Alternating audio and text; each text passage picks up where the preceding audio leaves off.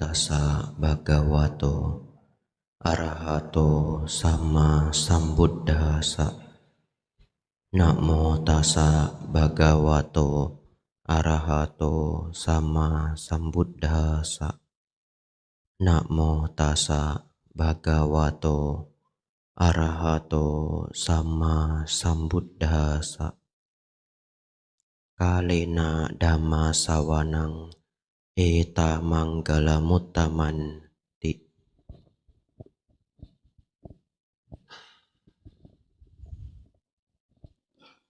Yang saya muliakan Buddha, Dhamma dan Sangha, pimpinan puja bakti, para romo dan ramani, serta Bapak Ibu, saudara-saudari semuanya, selamat pagi, Namo Buddhaya. Namo Buddhaya. Bapak Ibu Saudara, lama sudah saya tidak hadir di sini. Kemarin mengisi via online, tapi hadir langsung. Ini Dhammadesana perjumpaan pertama secara langsung setelah 4-5 tahun. Dulu saya pernah mengisi di sini 1 kali. Mungkin sudah 4 atau 5 tahun yang lalu. Bapak Ibu Saudara, hari ini kita akan membahas mengenai kekuatan meditasi dalam kehidupan sehari-hari. Satu kebahagiaan besar kita bisa berkumpul membahas topik yang sedemikian penting di wihara yang sebegitu indah. Tak kenal maka tak akrab. Jadi sebelum mulai, barangkali ada yang belum kenal. Nama saya Bhikkhu Abhijato. Domisili saya di Wihara Mendut, dekat Candi Borobudur, dekat Candi Mendut. Nah, agar Bapak Ibu menyadari dan menyukuri, Bapak Ibu Saudara, saya pergi ke banyak sekali wihara di seluruh Indonesia. Jadi wihara-wihara di bawah naungan STI itu lebih kurang seluruh Indonesia ada 500 wihara. Bikkunya hanya 107. Jadi kalau mau dibagi satu wihara satu bikku pun enggak cukup. Lalu gimana Bante? Oleh karena itu ya bapak-bapak cepat-cepat mendaftar ya. Bapak Ibu Saudara, ingin saya beritahu agar bersyukur dan agar menjadi sadar, Wihara Sakyamuni Bali ini sangat indah.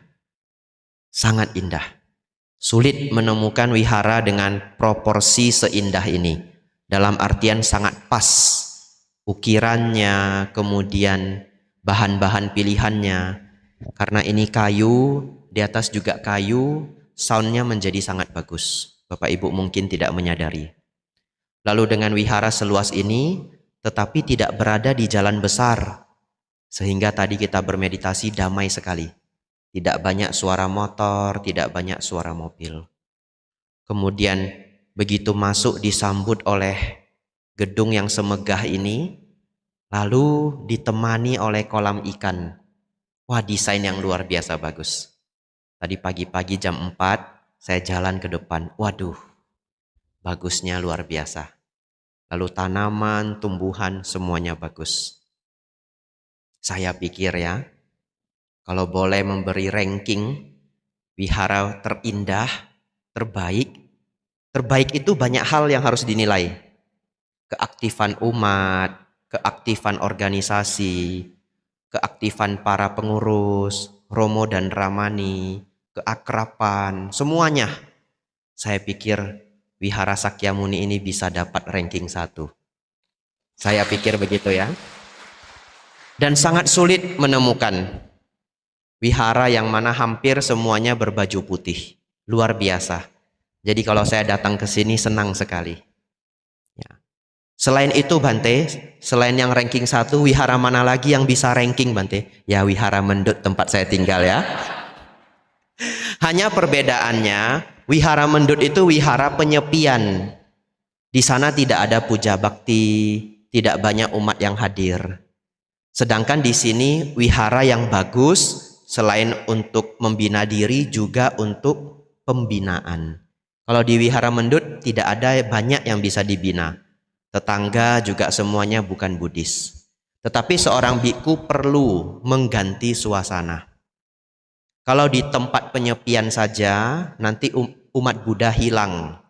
Seperti yang kemarin saya cerita, di Korea karena bikunya tinggal di atas gunung sampai berpuluh-puluh tahun, ketika turun gunung, umat Buddha sudah pindah agama semuanya. Karena di Mahayana, para biku boleh bercocok tanam sendiri, masak sendiri, bahkan bisa belanja bahan makanan sendiri, jadi tidak dekat dengan umat. Setelah puluhan-puluhan tahun membina diri di atas gunung, ketika turun agama Buddha tinggal 10%. Ya, agama Buddha di Korea Selatan tinggal 10%. Agar hal itu tidak terjadi, bagaimana? Biku harus ganti-gantian. Kadang ke desa atau ke daerah hutan, ya, kadang ke kota. Bergantian seperti ini jadinya bisa balance. Jadi kadang saya ke kota, di sini kota Denpasar, nanti saya kembali ke desa. Wihara Mendut itu desa, namanya Desa Mungkit. Yang belum pernah datang nanti silahkan berkunjung. Bapak Ibu Saudara, saya diberitahu panitia, saya memiliki waktu 40 menit untuk memberi bahan.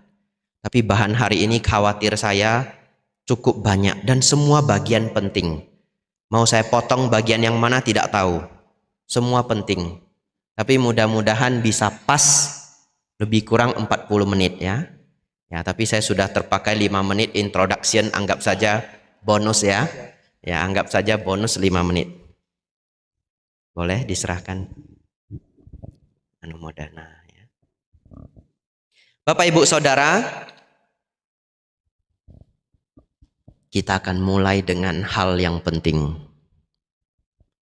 Lahir sebagai manusia, Bapak Ibu, kita memiliki sistem pikiran yang sangat rumit.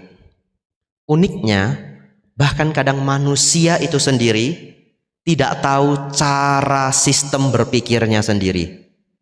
Sehingga beberapa orang yang tidak terampil bisa jatuh dalam penderitaan yang besar.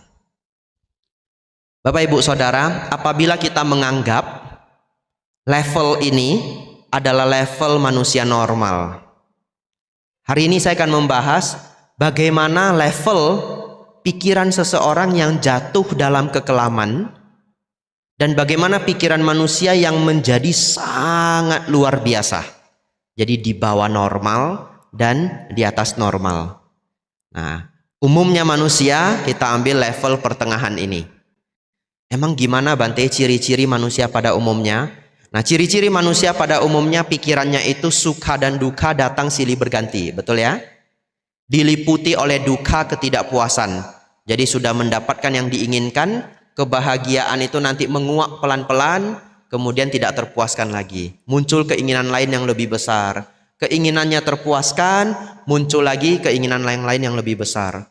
Ketika keinginan tidak terwujud, muncul kemarahan dan kekesalan atau kekecewaan. Ini manusia pada umumnya. Kita turun ke bawah dulu. Turun ke bawah dulu ya. Bapak Ibu Saudara, ketika pikiran manusia mengalami permasalahan penderitaan, tahap pertama adalah depresi ringan. Depresi ringan. Apa itu depresi ringan? Ketika seseorang mengalami banyak masalah, stres dan sebagainya, dan guncangan pada dirinya yang cukup besar, pelan-pelan dia akan mengalami keadaan yang disebut depresi ringan. Apa sebenarnya artinya depresi? Depresi itu adalah keadaan di mana seseorang merasa sudah tidak ada kebahagiaan dalam hidupnya. Ya. Dia merasa sudah tidak ada kebahagiaan dalam hidupnya. Tapi ini masih depresi ringan, belum yang berat. Kalau sudah depresi ringan, apa yang terjadi? Hidup ini rasanya hambar. Aneh sekali, rasanya hambar. Ketemu teman yang disukai, tapi kok saya tidak bahagia ya. Padahal dulu kalau ketemu dia saya bahagia. Kumpul dengan keluarga, tahu itu momen yang menyenangkan. Tapi kok hambar ya hidup ini. Begitu ya. Lalu pergi cari makanan yang disukai. Sambil menikmati makanan yang disukai, kok enggak seperti dulu ya rasanya. Nah, jadi setiap hari perasaannya hambar. Ini adalah ciri-ciri orang yang masuk pada level fase depresi ringan. Ditandai juga dengan hilang minat dan hilang bakat. Hilang minat maksudnya apa? Apapun tidak ingin dilakukan. Lalu yang dulu menjadi bakat seperti tidak ingin lagi dilakukan. Hilang minat, hilang bakat. Dan ada satu pertanda. Kalau Bapak Ibu semoga tidak ya, curiga. Saya ini depresi ringan enggak ya? Bapak Ibu pergi melihat pemandangan yang harusnya Bapak Ibu sukai.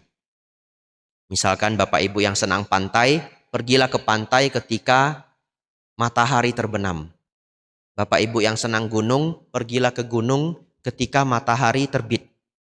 Di saat melihat matahari terbenam, matahari terbit, itu harusnya indah, betul ya?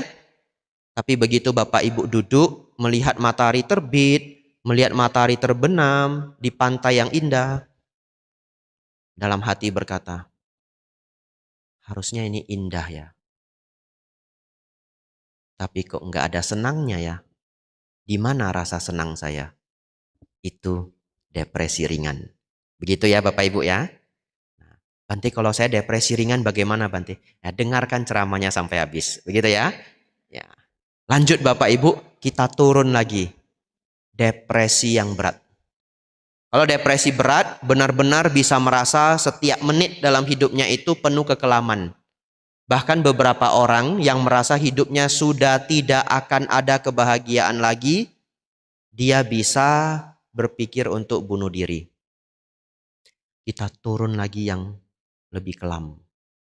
Di level sangat bawah ada depresi berat. Bapak Ibu Saudara mungkin tidak tahu depresi berat ini salah satu penyakit paling menyedihkan di dunia ini. Kenapa? Ketika depresi menjadi sangat kuat, batinnya itu setiap detiknya menderita, tubuhnya menjadi lumpuh. Beneran. Kaki tangan semuanya lumpuh. Barangkali keluarganya berpikir dia stroke. Kemudian cepat-cepat dilarikan ke rumah sakit. Tetapi begitu di-scan otaknya, tidak terjadi penyumbatan atau pecahnya pembuluh darah. Istilahnya iskemik atau hemorrhagic. Tidak ada. Tidak ada kerusakan pembuluh darah.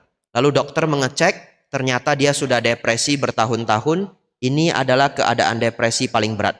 Bapak Ibu bayangkan, seseorang menjadi lumpuh, tidak bisa bergerak, makan tidak bisa, ke toilet tidak bisa, karena terlalu duka. Karena terlalu menderita. Karena terlalu sedih barangkali. Suasana hati yang sangat buruk. Sampai seluruh badan menjadi shut off, menjadi berhenti. Saya tidak bisa membayangkan seberapa menderitanya makhluk atau orang tersebut. Tidak bisa saya bayangkan. Itu seperti antonimnya nibbana. Betul ya? Kalau nibbana itu adalah setiap momennya bahagia. Ini setiap momennya adalah neraka. Setiap momennya adalah neraka. Sampai seluruh badan tidak bisa bergerak. Ini salah satu penyakit paling menyedihkan di dunia. Bahkan menurut seorang ahli, penyakit ini lebih menyedihkan daripada kanker. Orang yang terkena kanker, divonis tahun depan akan meninggal pun masih bisa tersenyum. Tahu dia tahun depan sudah mau meninggal, kalau temannya datang dia masih bisa tertawa-tawa. Walaupun nanti temannya pulang sedih lagi. Tetapi masih ada momen suka duka. Satu lagi Bapak Ibu. Keadaan batin yang sangat menyedihkan, yaitu serangan panik. Semoga tidak ada yang terkena serangan panik di sini. Apa itu serangan panik Bapak Ibu?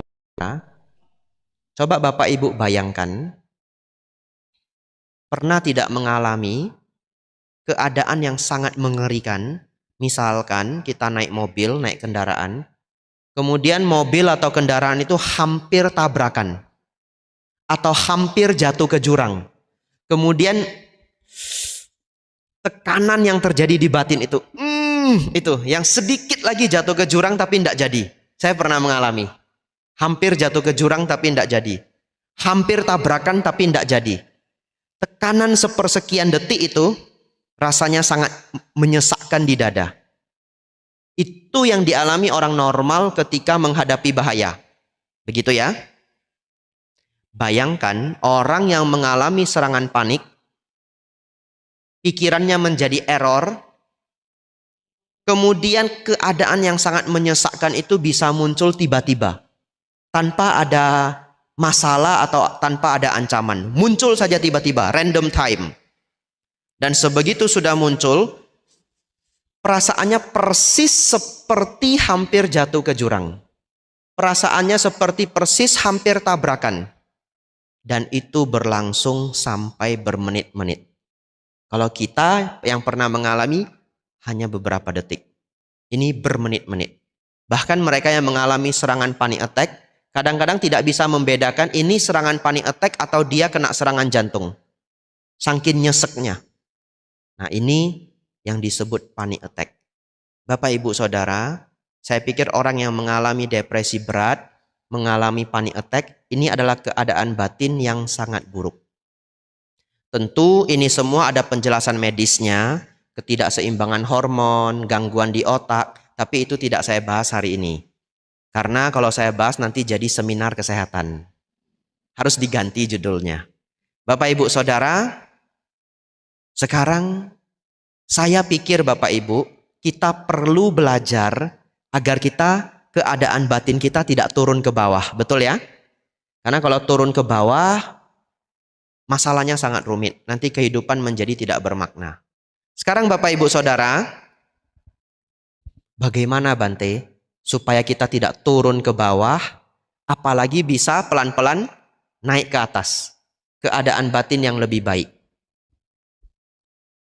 Caranya adalah tentu salah satunya adalah dengan bermeditasi. Bapak, Ibu, Saudara, selanjutnya saya ingin membahas seberapa luar biasanya meditasi. Seberapa luar biasanya meditasi.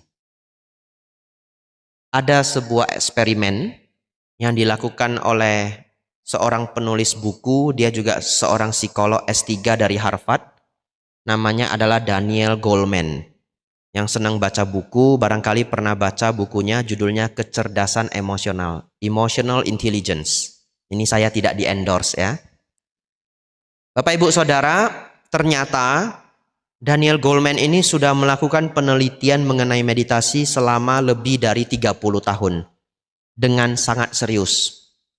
Dia bekerja sama dengan seorang ahli saraf namanya Richard Davidson.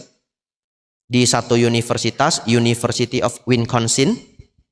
Dan mereka punya laboratorium yang di dalamnya bekerja lebih dari 100 orang. Dan penelitian mereka adalah mengenai meditasi. Apa yang mereka temukan? Mereka mengundang para meditator dari berbagai negara, dari Prancis, dari Nepal, dari Tibet, dari India, dan berbagai daerah lainnya, untuk dilakukan penelitian. Penelitian yang pertama. Penelitian yang pertama adalah mereka meminta para meditator yang sudah bermeditasi selama 3 tahun secara intensif. Bagaimana ada orang yang meditasi 3 tahun secara intensif? Salah satunya adalah para murid Dalai Lama. Mereka yang bergabung di dalam komunitas atau sangga yang dipimpin oleh Dalai Lama harus melewati meditasi intensif 3 tahun. 1 hari 12 jam selama 3 tahun. Sebenarnya 12 jam itu tidak banyak. Kenapa? Karena sehari ada 24 jam, betul ya? Meditasi 12 jam masih bisa tidur 8 jam. Masih bisa makan sambil ngobrol-ngobrol dengan teman. 12 jam itu juga tidak langsung 12 jam. Pagi 2 jam, setelah sarapan 2 jam, sebelum makan siang 2 jam, setelah makan siang 2 jam, sore 2 jam, malam 2 jam. Begitu ya Bapak Ibu? Setelah mereka mengundang para biku yang telah selesai pelatihan intensif 3 tahun ini, mereka diuji di eksperimen. Para biku ini Bapak Ibu diminta untuk duduk di satu ruangan, kemudian mereka akan diberi perlakuan. Nah, perlakuan itu artinya hal yang dilakukan dalam eksperimen, istilahnya adalah perlakuan. Perlakuannya adalah akan dibunyikan suara tembakan, sekuat suara tembakan tank. Buam, kencang sekali, dalam waktu yang tidak ditentukan, random. Jadi bikunya duduk, tidak tahu kapan, tiba-tiba duar, begitu ya. Nah, lalu pembandingnya adalah para tentara. Para tentara elit yang sudah pernah ikut perang di Timur Tengah, para pasukan-pasukan terbaik menjadi pembandingnya. Jadi ada biku dan ada tentara elit. Karena tentara elit itu kan sudah terbiasa dengan suara tembakan. Harusnya mereka tidak terkejut, betul ya? Nah, ini perbandingannya. Para biku yang duduk silahkan, ingin duduk saja, ingin bermeditasi silahkan. Mereka mau melakukan apa silahkan. Yang penting nanti akan ada suara tembakan. Apa yang terjadi Bapak Ibu? Duar suara tembakan itu ternyata semua tentara yang hadir terkejut. Tidak ada satupun tentara yang tidak terkejut. Lalu apa yang terjadi pada para biku yang diundang? Semua para biku yang diundang hampir tidak terkejut. Kenapa menggunakan kata hampir? Ketika suara itu meledak, badannya itu tidak startle. Startle itu gini, loncat ya. Tidak ada loncatan, tidak ada startle. Tetapi ada micro expression. Jadi masih ada gerakan di wajah, misalkan sedikit kerutan. Jadi mau dikatakan tidak terkejut, ya secara bahasa masyarakat tidak terkejut, betul ya? Karena kalau orang terkejut bagi kita kan loncat toh. Nah, biku ini tidak loncat. Hanya sedikit mikro ekspresi di dalam wajah mereka. Ini membuktikan Bapak Ibu bahwa mereka melakukan meditasi intensif 3 tahun membawa hasil yang luar biasa. Salah satunya adalah rasa takut menjadi hilang. Karena keterkejutan itu adalah rasa takut. Dan Bapak Ibu Saudara, luar biasanya adalah kalau kita baca sutta Bapak Ibu, apa ciri-ciri seorang arahat? Salah satu ciri seorang arahat adalah tidak memiliki rasa takut. Jadi kalau Bapak Ibu ketemu seorang arahat yang tidak perlu dilakukan ya. Ibarat kata seorang arahat ditodong dengan pisau, seorang arahat itu tidak akan meminta tolong. Dia akan pasrah saja. Mati ya mati. Kenapa? Tidak ada ketakutan. Tapi Bapak Ibu nanti setelah selesai makan siang, tidak perlu nodong saya ya. Saya ngaku saja saya belum arahat. Ya, saya tidak perlu ditodong. Bapak Ibu nanti pas lihat saya jalan ke depan juga tidak usah dikejutin ya. Duar, bantai gitu, tidak usah ya. Bapak Ibu Saudara, hal ini sangat luar biasa. Kenapa? Karena ternyata setelah kita bermeditasi, ada bagian kecil di otak kita namanya amigdala. Ukurannya adalah seukuran kuku. Nanti yang penasaran boleh cek di Google amigdala. Dan ternyata bagian otak amigdala ini berhubungan dengan rasa takut, sifat agresif, ya, dan juga trauma-trauma. Ternyata bagian amigdala ini menjadi pasif.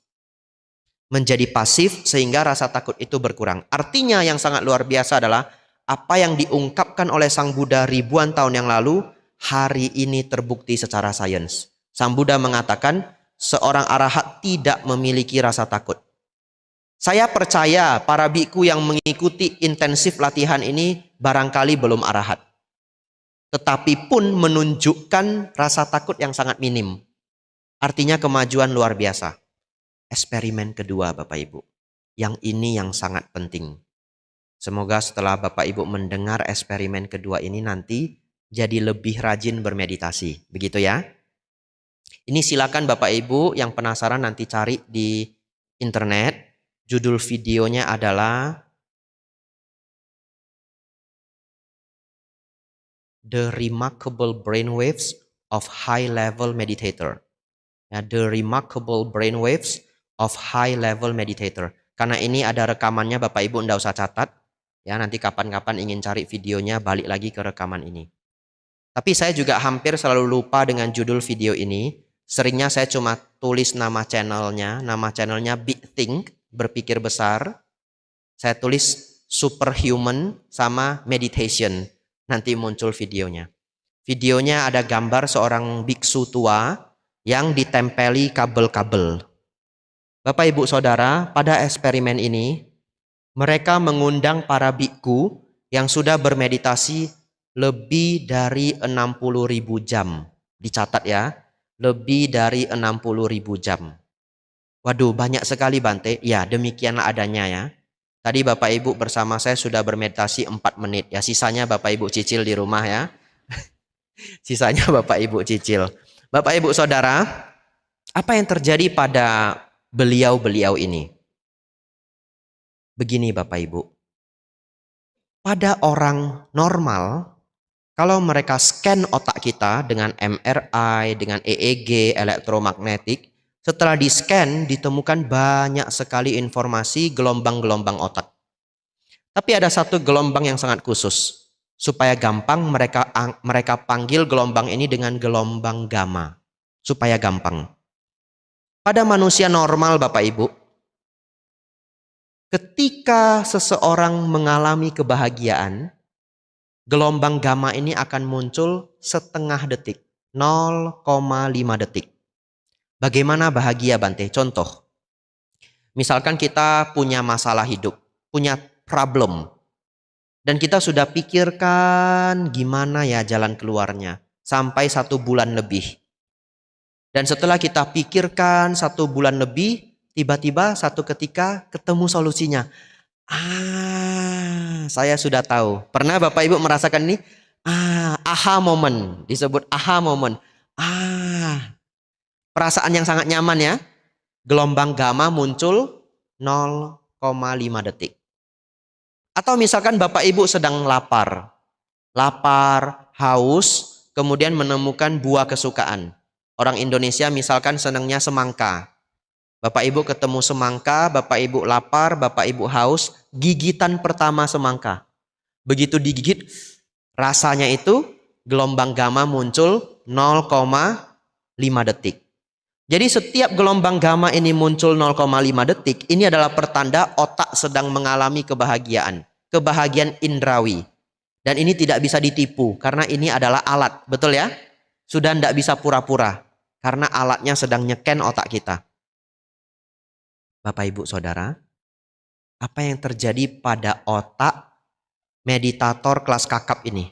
Bermeditasi lebih dari 60.000 jam.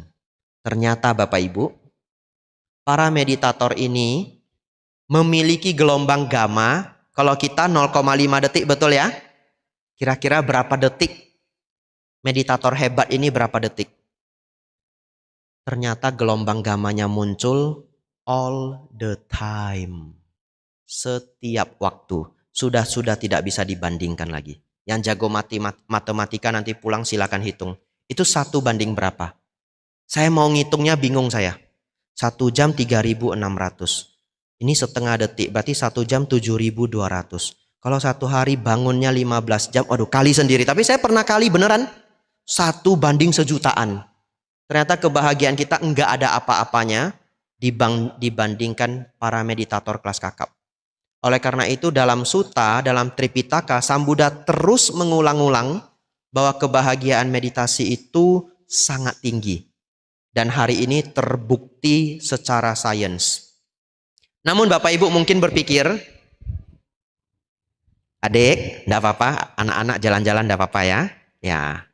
Bapak Ibu Saudara, Bapak Ibu mungkin berpikir, hati-hati jatuh. Siapa namanya ini? Enggak apa-apa, enggak usah buru-buru. Ya. Nah, ini namanya berjodoh dengan Dhamma ya. Ya. Bapak Ibu Saudara, mungkin Bapak Ibu berpikir, Bante, gimana kita bisa meditasi 60.000 jam Bante?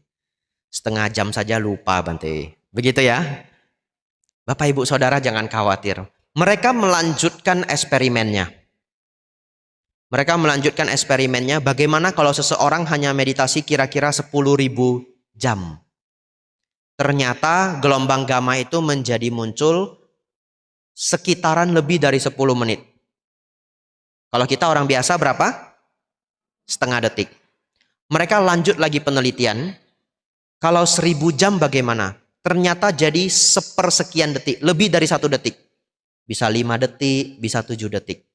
Lalu mereka juga mencoba yang hanya 100 menit. Kalau yang sudah bermeditasi 100 menit, apa yang terjadi? Ternyata amigdalanya menjadi lebih pasif. Memang gelombang gamanya masih sama, tetapi amigdalanya menjadi lebih pasif. Itu artinya Bapak Ibu, seberapa banyak pun kita bermeditasi, membawa manfaat. Dan harus kita cicil pelan-pelan. Yang 100 menit saja hasilnya ada, apalagi kalau Bapak Ibu sudah bermeditasi lebih dari berjam-jam. Nanti Bapak Ibu boleh tiru seorang pilot. Kalau pilot ketemu pilot yang mereka tanya itu adalah, sudah terbang berapa jam? Begitu ya? Oh, saya sudah terbang 3000 jam. Wah, banyak ya, begitu ya. Oh, saya sudah terbang 7000 jam. Nanti setelah itu di Wihara Sakyamuni ada ini, buku pilot meditasi. Kalau ketemu, kamu sudah meditasi berapa jam? Begitu ya. Bapak Ibu Saudara, 2 informasi ini sangat berharga untuk kita. Karena kita menjadi tahu ternyata kita bisa meningkatkan kualitas kebahagiaan, kualitas batin dan yang lainnya. Ada beberapa hal lagi yang ingin saya bahas. Tadi kita bahas dari sisi modern science, betul ya? Dari sisi ilmu pengetahuan. Tapi bagaimana yang diungkapkan di dalam Tipitaka kualitas seorang arahat? Bapak Ibu Saudara, seorang arahat itu dikenal dengan yang tidak memiliki dosa loba moha. Jadi seorang arahat itu tidak bisa marah Bapak Ibu. Tidak bisa marah. Bahkan dalam sutta diungkapkan, walaupun tangannya digergaji, kakinya digergaji, seorang arahat tidak akan marah. Itulah kualitas batin seorang arahat. Tapi Bapak Ibu Saudara, tidak memiliki kemarahan itu beda dengan menahan marah, betul ya? Kalau menahan marah, banyak orang yang bisa. Sudah jengkel di sini tapi masih senyum. Ya enggak apa-apa, begitu ya. Nah, tapi marah di sini, apalagi kalau jualan, begitu ya. Apalagi kalau dagang, nggak boleh marah. Itu namanya menahan marah. Walaupun menahan marah pun sudah sangat baik. Karena marah itu tidak dieksekusi. Tapi seorang arahat memang tidak ada kemarahan. Dicari di dalam batin pun tidak ada kemarahan. Kalaupun mereka menegur, seakan-akan marah, itu ibarat kata marah acting. Batinnya tidak ada kemarahan sedikit pun. Karena walaupun Sang Buddha seorang arahat, beliau masih menegur para biku. Kalau biku melakukan kesalahan, beliau akan menegur. Dan di sutta itu ditulis, dan Sang Buddha marah. Tapi marah di sini tidak ada kemarahan. Seperti hanya acting marah, agar orang itu mau bergerak. Bapak Ibu Saudara, yang kedua. Seorang arahat itu tidak bisa bermimpi. Tidak bisa bermimpi. Kenapa? Karena batinnya sudah tidak bocor. Pikirannya sudah tidak bocor. Pikiran manusia masih bocor. Bapak Ibu ngomong dengan diri sendiri, memikirkan ini dan itu. Dan gambaran dalam batin kita itu random. Kadang-kadang bisa tiba-tiba mikir yang aneh-aneh. Nah, itu yang disebut bocornya pikiran. Bahkan bocornya pikiran ini setelah kita tidur menjadi mimpi. Tapi seorang arahat tidak ada mimpi. Oleh karena itu Bapak Ibu, kalau satu ketika ada seorang pertapa mengunjungi Wihara Sakyamuni dan mengaku, saya sudah arahat. Begitu ya? Gimana caranya mengecek salah satunya? Bapak Ibu jangan todong dengan pisau ya. Bapak Ibu nanti kena pasal. Diajak ngobrol Bapak Ibu. Diajak ngobrol. Pertapa, saya minggu ini banyak bermimpi. Mimpi ketemu pertapa beberapa kali. Misalkan begitu ya. Atau mimpi apa yang memang sebenarnya Bapak Ibu alami. Lalu tanya, pertapa dalam bulan ini mimpi apa? Oh, saya mimpi datang ke Wihara Sakyamuni. Ketahuan ya. Arahat KW Bapak Ibu ya. Seorang arahat tidak bisa bermimpi.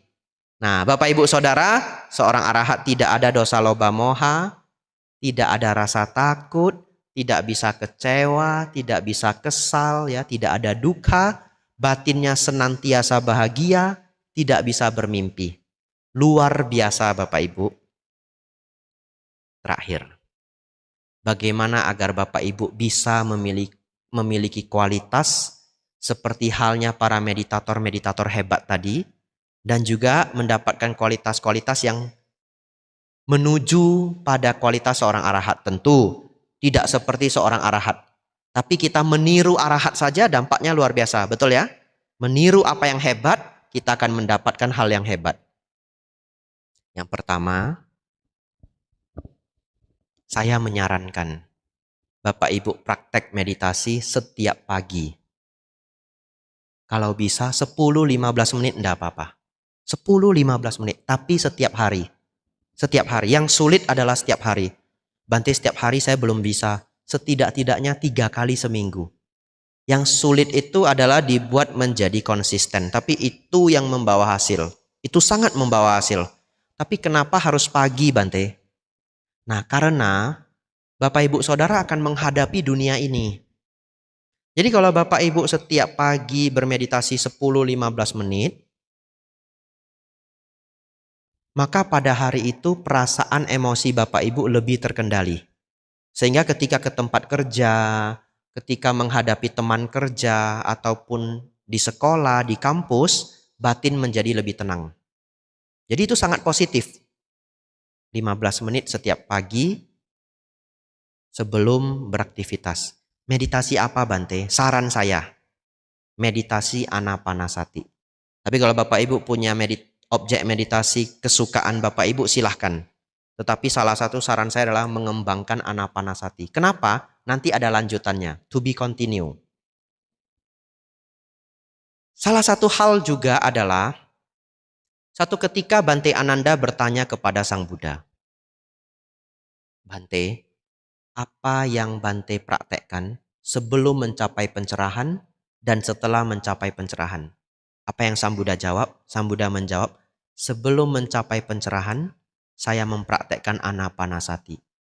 Setelah mencapai kebudaan, saya mempraktekkan Anapanasati. Jadi Anapanasati ini disebut objek meditasi yang paling dipuji Sang Buddha.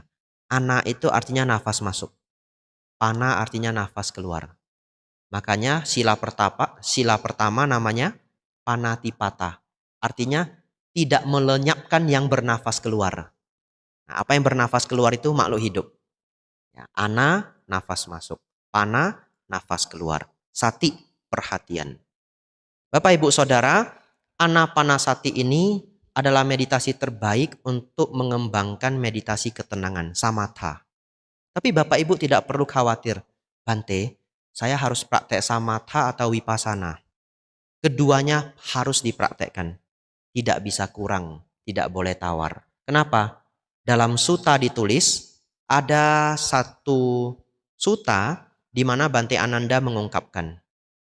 Saat itu, Sang Buddha sudah mahaparinibbana. Sehingga kalau ada para bhikkhu yang mencapai kearahatan, mereka akan datang dan lapor ke Bante Ananda. Dan dari semua yang dikumpulkan oleh Bante Ananda mengungkapkan demikian.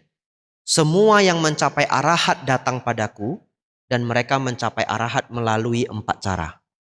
Yang pertama, mempraktekkan samatha, kemudian vipassana. Yang kedua, mempraktekkan vipassana, kemudian samatha. Yang ketiga, mempraktekkan samatha dan vipassana bersamaan. Yang keempat ini sangat rumit. Jarang dibahas di dalam Theravada. Tapi banyak dipraktekkan di dalam meditasi Zen Buddhism, aliran Jepang. Ya, yang nomor 4 ini apa? Dia merenungkan aku, muncul kegelisahan. Melenyapkan kegelisahan, mencapai kearahatan. Jadi di dalam sutta, Bante Ananda mengungkapkan 4 cara pencapaian arahat. Oleh karena itu Bapak Ibu Saudara, Bapak Ibu mempraktekkan yang mana dulu tidak masalah, tapi Bapak Ibu tetap harus mengembangkan keduanya. Bante, kalau Sang Buddha gimana, Bante? Begitu ya? Saya selalu kembali pada panutan kita, Sang Buddha. Saya pikir mengikuti apa yang dipraktekkan Sang Buddha adalah salah satu jalan yang paling aman. Dari sedemikian banyak cara yang sudah kita pelajari di era modern ini. Karena zaman sekarang beda guru bisa beda teknik. Sangat membingungkan. Jangankan umat Buddha, bhikkhu juga ikut bingung Bapak Ibu. Jadi apa yang saya lakukan? Kembali pada panutan. Sang Buddha ternyata mempraktekkan samatha dulu, kemudian vipassana. Beruntung. Kemarin saya sudah buat pelajaran Baya Berawa Sutta. Di sini siapa yang hadir kemarin? Wah, rame ya. Nah, kemarin kita belajar Bodhisatta mengembangkan jana pertama, jana kedua, jana ketiga, jana keempat. Kemudian Tewija, melihat kehidupan lampau, melihat keterkaitan kehidupan, melenyapkan asawa. Bapak Ibu Saudara, pencapaian jana 1 sampai jana 4 adalah samatha. Tewija adalah vipassana. Jadi Sang Buddha mengembangkan samatha dulu, kemudian vipassana. Bagi yang belum mendengarkan Dhamma Class kemarin tapi tertarik, mungkin nanti akan dirilis rekamannya oleh channel Wihara Sakyamuni. Nanti silakan cari di channelnya. Oleh karena itu Bapak Ibu, ini saran singkat saya. Prakteklah anapanasati atau meditasi yang lainnya silahkan yang Bapak Ibu sukai 10-15 menit sehari. Terakhir, sebenarnya saya merasa terlalu singkat ya. Banyak yang ingin saya sampaikan. Tapi tidak apa-apa. Terakhir ya, lebih sedikit tidak apa-apa ya. Ya, ini bagian terakhir Bapak Ibu. Ini latihan yang sudah saya praktekkan bertahun-tahun. Selalu saya ceritakan. Selalu saya ceritakan. Bapak Ibu Saudara, kapanpun Bapak Ibu stres, mengalami keadaan batin yang tidak nyaman, apakah marah, apakah kesal, apakah takut, apakah rasa malu, dan sebagainya, bagaimana cara kita menenangkan stres ini? Dalam bahasa Pali, segala keadaan batin yang tidak nyaman disebut dukkha. Betul ya? Semua keadaan batin yang tidak nyaman disebut dukkha. Pertanyaan saya, marah itu menyenangkan atau tidak? Tidak, dukkha. Sedih tidak menyenangkan, betul ya? Dukkha. Kalau kecewa menyenangkan atau tidak? Tidak, dukkha. Bapak Ibu merasakan malu, menyenangkan tidak menyenangkan? Tidak menyenangkan, rasa malu adalah dukkha. Bapak Ibu Saudara, kita ambil contoh kemarahan saja, karena ini paling gampang dilihat. Ketika Bapak Ibu marah, akan terjadi perubahan fisik Bapak Ibu. Kening menjadi ketat, rahang menjadi tegang. Otot-otot semuanya menegang, jantung berdegup kencang, nafas menjadi berat. Ini ciri-ciri kita stres, dan dalam contoh ini kita sedang marah. Kalau Bapak Ibu marah, nafasnya pasti, kemudian jantung dup, dup, dup, dup, dup. Tidak ada, saya belum ketemu orang marah, saya sedang marah. Kamu harus hati-hati. Tapi nafasnya tenang begini, belum ada. Kalau orang marah pasti nafasnya berat. Bapak Ibu Saudara, semua ciri-ciri fisik yang tadi saya sebutkan tidak bisa Bapak Ibu ganggu. Tidak ada orang yang bisa membuat jantung yang berdegup kencang menjadi pelan. Belum ada ya. Kemudian otot-otot menjadi ketat juga tidak bisa kita kontrol. Satu-satunya yang bisa kita kontrol adalah nafas.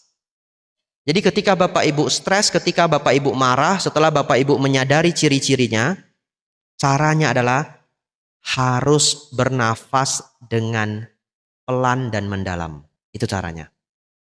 Jadi begitu Bapak Ibu sudah tahu badan ini sudah mau marah, mengetahui ciri-cirinya tadi, Bapak Ibu sudah merasa kesal, langsung nafas yang tenang dan mendalam. Walaupun badannya tidak mau. Tenang dan mendalam. Tidak harus menutup mata Bapak Ibu. Karena kadang-kadang sedang ada masalah toh. Kita sedang menghadapi orang di depan kita. Lihat saja ke bawah. Kadang-kadang tidak perlu lihat ke bawah. Rileks saja. Tapi nafasnya tenang, rileks, mendalam. Walaupun jantungnya dup dup dup dup dup dan otot-ototnya sudah ketat semua, sudah kencang semua.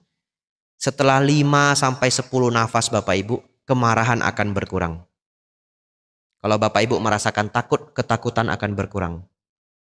Kalau Bapak Ibu sedang mengalami kesedihan, kesedihan akan berkurang. Tapi Bante, Ketika saya marah Bante, saya lupa dengan apa yang Bante bilang. Sudah selesai marahnya baru ingat, aduh kata Bante Abijatto, nafas masuk, nafas keluar, aduh. Begitu ya? Bapak Ibu biasanya akan lupa. Jadi gimana caranya biar tidak lupa? Ini latihannya Bapak Ibu. Setiap Bapak Ibu menunggu apa saja, langsung latihan nafas masuk, nafas keluar. Tenang, rileks dan mendalam. 20-30 detik sudah cukup. Tidak lama. 20 detik tidak apa-apa. 30 detik tidak apa-apa. Dan kalau Bapak Ibu merasa nyaman mau dilanjutkan silakan. Setiap kali menunggu, Bapak Ibu bernafas 20-30 detik tenang, rileks dan mendalam.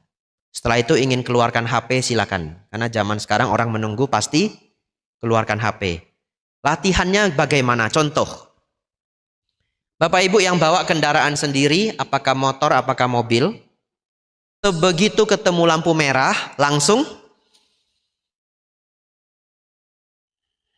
nafas masuk, nafas keluar. Tenang, rileks, dan bahagia. Awal-awalnya sulit Bapak Ibu. Mana ada orang ketemu lampu merah bahagia, betul ya? Nah, cuma kita ketemu lampu merah bahagia. Oleh karena itu menjadi latihan. Setiap ketemu lampu merah, nafas masuk, nafas keluar. Lama-lama kita menjadi senang. Setiap lampu merah saya bisa beristirahat, membahagiakan batin sejenak. Melihat nafas yang indah.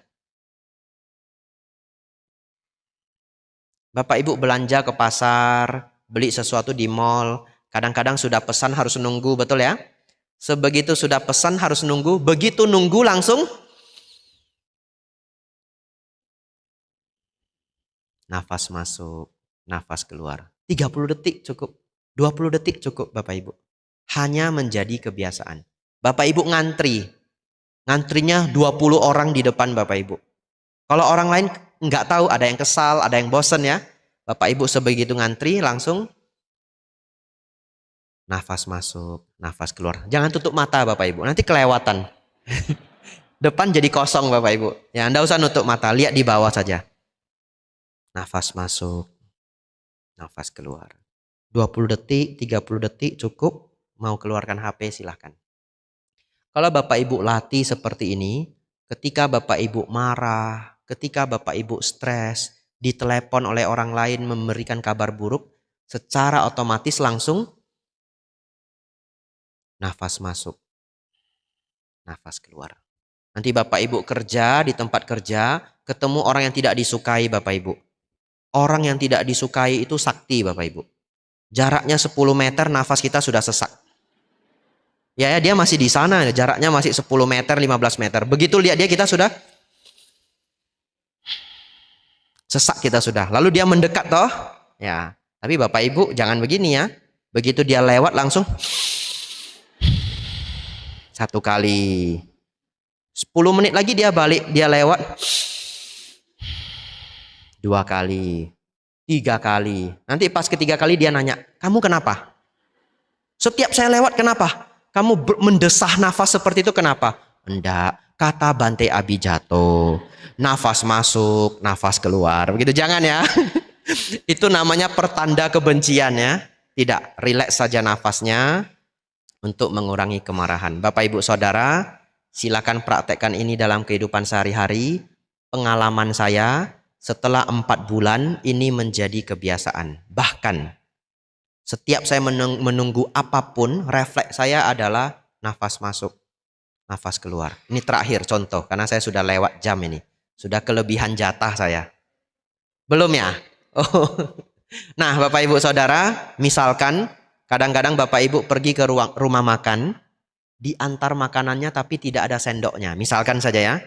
Begitu tidak ada sendok garpu, Bapak Ibu manggil orangnya, Mas, sendoknya ndak ada. Oh ya maaf Pak, maaf Bu, saya ambilkan. Begitu dia jalan Bapak Ibu langsung nafas masuk, nafas keluar. Ini miracle Bapak Ibu, keajaiban. Bapak Ibu mungkin tidak percaya, nanti praktekkan. Bapak Ibu akan merasa sangat aneh. Hal-hal yang membuat orang lain kesal tidak membuat Bapak Ibu kesal. Aneh sekali. Aneh sekali. Setiap hal yang tidak terduga terjadi, tidak ada kekesalan. dikembangkan terus bersamaan dengan meditasi, semuanya akan meningkat. Tidak bisa saya jelaskan lebih. Kalau satu hari kita ingin belajar tentang khusus tentang meditasi, kita buat topiknya atau kita membuat retreat. 40 menit, 50 menit benar-benar tidak cukup. Bapak, Ibu, Saudara, sekian apa yang bisa kita pelajari hari ini. Semoga membawa inspirasi untuk Bapak Ibu semua. Semoga membawa manfaat untuk Bapak Ibu semua. Semoga Bapak Ibu Saudara semakin maju dalam dhamma, semakin maju dalam kehidupan. Sabbe sata bhavantu sukhitata. Semoga semua makhluk hidup berbahagia. Sadhu, sadhu, sadhu.